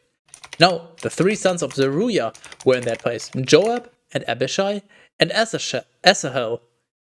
And Asahel was a very swift runner, like one of the deer that lives in the forests, as opposed to the deer that lives in my house. And Asahel pursued Abner, and he did not turn aside to the right, nor to the left, to cease in the pursuit of Abner. And so Abner looked behind his back, and he said, Are you not Asahel? And he responded, I am. And Abner said to him, Go to the right or to the left, and apprehend one of the youths, and take his spoils for yourself. But Asahel was not willing to cease from pursuing him closely. And again Abner said to Asahel, Withdraw, and do not choose to follow me, otherwise I will be compelled to stab you to the ground. And I will not be able to lift up my face before your brother Joab. but he disdained to heed him, and he was not willing to turn aside. Therefore, turning, Abner struck him with his spear in the groin, and he pierced him through, and he died in the same place. And all those who would pass by the place in which Asahel had fallen and died would stand still. Wait, what? And all those who would pass by the place in which Asahel had fallen and died would stand still. Now, while Joab and Abishai were pursuing Abner as he fled, the sun set, and they went as far as the hill of the aqueduct, which is opposite the valley on the way of the desert in Gibeon Plus. And the sons of Benjamin gathered themselves to Abner, and being joined in one battle line, they stood at the summit of a hill. And Abner cried out to Joab, and he said, "Will your sword rage unto utter destruction? Are you ignorant that it is perilous to act in desperation? How long will you not tell the people to cease from the pursuit of their brothers?" And Joab said, "As the Lord lives, if you had spoken in the morning, the people would have withdrawn from pursuing their brothers." Therefore Joab sounded the trumpet, and the entire army stood still, and they did not pursue after Glasgow any more, and they did not engage in conflict. Then Abner and his men went away all that night through the plains. And they crossed the Jordan, and having roamed throughout all of Beth Horon, they arrived in the camp. But Joab, returning after he had released Abner, gathered together all the people. And of David's youth there were missing 19 men, aside from Asahel. But of Benjamin and of the men who were with Abner, the servants of David. But of Benjamin and of the men who were with Abner, the servants of David had struck 360 who also died. And they took Asahel, and they buried him in the sepulchre of his daddy at Bethlehem. And Joab and the men who were with him walked throughout the night, and they arrived at Hebron at the very break of dawn. What a random war to just... Yeah, what the fuck is happening with the plot? Very interesting start to the book. 2 Samuel 3. Then a long struggle occurred between the house of Saul and the house of David, with David prospering and growing ever stronger, but the house of Saul decreasing daily. And sons were born to David in Hebron. And his firstborn son was Amnon from Ahinoam the Jezreelite. And after him there was Chileab from Abigail, the wife of Nabal of Carmel. Then the third was Absalom, the son of Maacah, the daughter of Talmai, the king of Geshur. Then the fourth was Adonijah, the son of Haggith. Hey, Teras? Yes. Haggith. Haggith. Just the one. PS1 Hagrid. And the fifth was Shephatiah, the son of Abital. Also, the sixth was Ithream from Eglah, the wife of David. These were born to David at Hebron. Then, while there was a battle between the house of Saul and the house of David, Abner, the son of Ner, was reigning over the house of Saul. Now Saul had a concubine named Rizpah, the daughter of Aiah. And Ishbosheth said to Abner, "Why did you enter to the concubine of my daddy?" But he, being exceedingly angry at the words of Ishbosheth, said, "Am I the head of a dog against Judah to this day? I have shown mercy to the house of Saul, your daddy, and to his brothers and friends. And I have not delivered you into the hands of David. Yet today you have sought me, so that you might rebuke me over a woman? May Skytis do these things to Abner, and may he add these other things, if, in the same way that the Lord swore to David, I do not do so with him. That the kingdom be transferred from the house of Saul, and that the throne of David be elevated over Glasgow and over Judah, from Dan to Beersheba." And he was not able to respond anything, to him, because he was in fear of him. Therefore Abner sent messengers to David for himself, saying, "Whose is the land?" And so that they would say, make a friendship with me, and my hand will be with you, and I will lead back all of Glasgow with you. I will lead back all of Glasgow to you. God damn it. And he said, "It is best. I will make friendship with you. But one thing I ask of you, saying, you shall not see my face before you bring Michal, the daughter of Saul. And in this way you shall come and see me." Then David sent messengers to Ishbosheth, the son of Saul, saying, "Restore my wife Michal, whom I espoused to myself for 100 foreskins of the Philistine." For fuck's sake, not again. You receive 100 foreskins. I receive... What the fuck? This woman, just Michal, that's her name, for fuck's sake. Fucking trade meme all over again. Well, there you have it, guys. A woman is worth up to 100 foreskins if she's of very high offspring. Otherwise, she's probably worth less than 100 foreskins. So if you're ever like, this woman is very, very good looking, I like her, and you're wondering if she's worth pursuing, think of how many foreskins it would take. How about a fucking couple? Well, if it only takes a couple, then it's probably a good deal. But if it takes like 50 plus, then she's really gotta be the one. She's gotta be special. I mean, unless she's pretty fucking talented, you know. I mean, there's someone who can do some interesting things, if you know what I mean. Therefore, Ishbosheth sent and took from her husband Peltiel, the son of Laish. And her husband was following her, weeping as far as Bahurim. And Abner said to him, "Go and return." And he returned. Right, like it says on the tin. Likewise, Abner sent word to the elders of Glasgow, saying, "As much yesterday as the day before, you were seeking David so that he might reign over you. Therefore, accomplish it now. For the Lord has spoken to David, saying, by the hand of my servant David, I will save my people Glasgow from the hand of the Philistines and of all their enemies." Then Abner spoke to Benjamin, and he went away so that he might speak to David in Hebron all that would be pleasing to Glasgow and to all of Benjamin. And he went to David in Hebron with 20 men. And David made a feast for Abner and for his men who had arrived with him. And Abner said to David, "I will rise up so that I may gather all of Glasgow to you, my lord the king, so that I may enter into a pact with you, and so that you may reign over all, just as your soul desires." Then, when David had led Abner away, and he had parted in peace, immediately the servants of David and Joab arrived, after having slain robbers with exceedingly great spoils. But Abner was not with David in Hebron, for by then he had sent him away, and he had set out in peace. And Joab and the entire army that was with him had arrived afterward. And so it was reported to Joab, explaining that Abner, the son of Ner, went to the king, and he dismissed him, and he went away in peace. And Joab entered to the king, and he said, "What have you done?" "Behold, Abner came to you." And meanwhile, Teras proceeded to ignore the Lord his Skytis. Oh, yeah. Forgive me, Lord, for I have sinned. Forgive me, Lord, for I have foreskin. No. No, not again. Ah, damn it grows back so quick.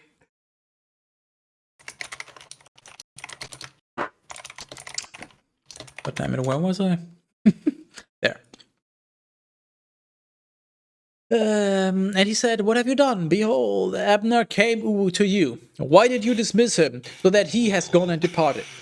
Do you not know about Abner, the son of Ner, that he came to you for this, so that he might deceive you, and might know of your departure and your return, so that he might know all that you do?"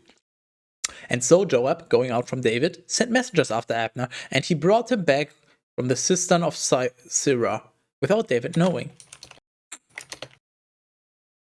And when Abner had returned to Hebron, Joab took him alone to the middle of the gate, so that he might speak to him with deceit. Dun dun dun! And there he stabbed him in the groin, and he died in revenge for the blood of Asahel, his brother. And when David had heard of it, now that the matter was done, he said, "I and my kingdom are clean before the Lord, even forever, of the blood of Abner, the son of Ner." And may it fall upon the head of Joab, and upon the entire house of his daddy. And may there not fail to be in the house of Joab one who suffers from a flow of seed, or one who is leprous, or one who is effeminate, or one who falls by the sword, or one who is in need of bread. Okay, hold on.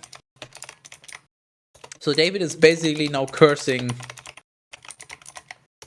the house of Joab, saying they should all either have a flow of seed, or be leprous, or effeminate, or die to the sword, or need bread. What the fuck does effeminate actually mean? I totally know English. Effeminate. That's not how you spell it. Effeminate. Imagine not knowing English. Okay, that's kind of what I thought. Okay, yeah. What the fuck just... I don't know. I sort of lost what was going on in the plot about Exodus. I don't know, but I like this. This Melwish curse thingy is pretty funny. So he's saying you shall all either just get involuntary ejaculations, or you shall be very feminine, or you die to the sword, or you need bread. Just... What? Or leprous, sorry, I forgot leprous. But just, or one who is leprous, or one who is effeminate. Implying that somehow it's relevant or bad or anything. Like, I hope that your entire family dies. That your entire family suffers from flow of seed, being leprous, being femboys, dies to sword, or from hunger. Just one of these is not like the other. Actually, two of these are not like the other. What the fuck? And so Joab and his brother Abishai killed Abner, because he had killed their brother Asahel at Gibeon Plus during the battle. Then David said to Joab and to all the people who were with him, "Tear your garments and gird yourself with sackcloth and mourn before the funeral procession of Abner." Moreover, King David himself was following the casket. And when they had buried Abner in Hebron, King David lifted up his voice, and he wept over the burial mound of Abner. And all the people also wept. And the king, mourning and lamenting Abner, said, "By no means has Abner died the way that cowards usually die." Like that he's a coward, ? "Your hands are not bound, and your feet are not weighed down with fetters. But just as men often fall before the sons of iniquity, so you have fallen." While repeating this, all the people wept over him. And when the entire multitude had arrived to take food with David while it was still broad daylight, David swore, saying, "May Skytis do these things to me, and may he add these other things if I taste bread or anything else before the sun sets." And all the other people... And all the other people heard it. And everything that the king did in the sight of the entire people was pleasing to them. And every common person and all of Glasgow realized on that day that the killing of Abner, son of Ner, had not been done by the king. The king also said to his servants, "Could you be ignorant that a leader and a very great man has fallen today in Glasgow? But I am still tender and yet anointed king, and these men of the sons of Zeruiah are too harsh for me. May the Lord repay whoever does evil in accord with his malice."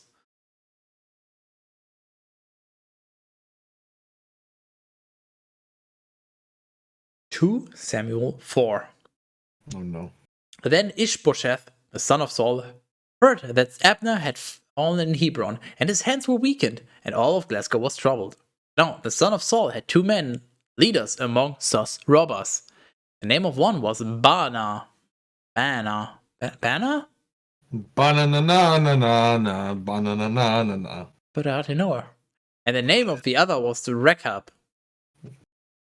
Just like Rehab with an extra C. The sons of Rimmon, a Beerothite from the sons of Benjamin. For indeed, Beeroth too was reputed with Benjamin. And the Beerothites had fled into Gitaim.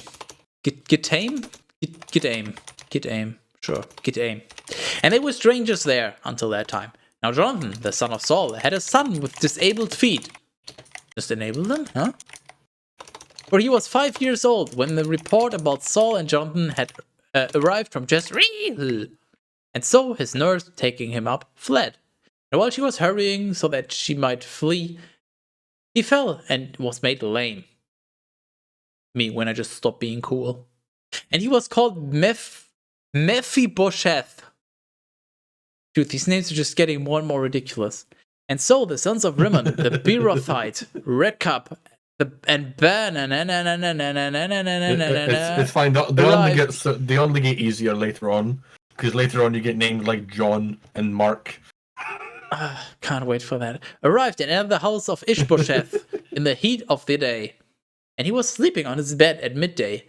And the doorkeeper of the house, who was cleaning the wheat, fell fast asleep. Then they entered the house secretly, taking the ears of grain. Where the fuck was it? There. And Rechab and his brother Ben stabbed him in the groin, and they fled away. But when they had entered the house, he was sleeping on his bed in a closed room. And striking him, they killed him. And taking his head, they departed by the way of the desert, walking throughout the night. And they brought the head of Ishbosheth, David, in Hebron. And they said to the king, Behold. Oh no.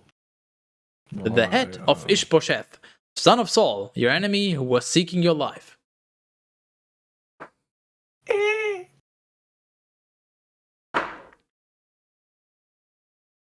And so the Lord has avenged my lord the king this day from Saul and from his offspring. But David, responding to Rechab and his brother Ben, the sons of Rimmon, the Beerothite, said to them, As the Lord lives, who has rescued my soul from all distress, the one who reported to me said, Saul is dead. Who was thinking that he announced good news, I apprehended. And at Ziklag, I killed him who ought to have been given a reward for the news. How much more so now, when impious men have put to death an innocent man in his own house, upon his bed, shall I not require blood from your hand, and take you away from the earth? And so David commanded his servants, and they put them to death with one F. Just the singular. And cutting off their hands and feet, they suspended them over the pool of Hebron. But at the head of Ishbosheth, they took and buried in the sepulchre of Abner at Hebron.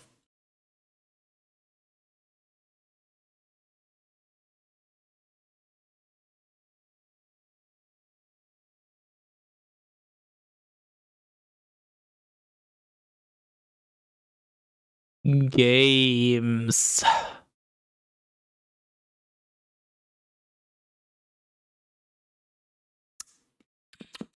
Well, that concludes day 1 of Teras made a stupid decision and will pay for it for 6 more days. Yeah, same, honestly. Relatable. Anything you would like to add? Whatever you do, and no matter how low of a point you get in life, Never eat yellow snow. No, that's. I mean, if you're into that, I'm not gonna stop you. But no matter how low you get in life, no matter what kind of Skytis type people you meet, never ever agree to read the Bible if anyone offers you, even if they offer you money for it. Because I'm doing this for free. I mean, it's technically free. You get boosts. No, that's for the thumbnails. That has nothing to do with the Bible. Speaking of which, if you have Discord Nitro, why don't you go ahead and join Teras' Discord and boost his Discord server so he can afford more food? Yeah, I'm actively boosting my server. Please help. Yeah. So if you like what Teras is doing, go and boost his server. As if I'm doing anything.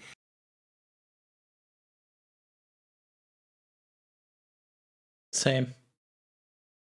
Yeah, I think where's my outro? Right, I have an outro. I don't have an outro. So, in case you still haven't realized, yes, a week straight. So we will be back tomorrow, roughly the same time. Exact time. Fuck you, basically. You get daily streams for a week straight, so shut up. Roughly 2 hours ago. Very roughly is when we start. Maybe a little earlier, maybe a little later, who knows? We shall see. We're raiding. I don't know. Who are we raiding? You know what? Like Skytis stream is usually pretty good. Yeah, sure. You know what? We're just gonna raid some. We're gonna do something completely new because by the week is something completely new. I know who to raid.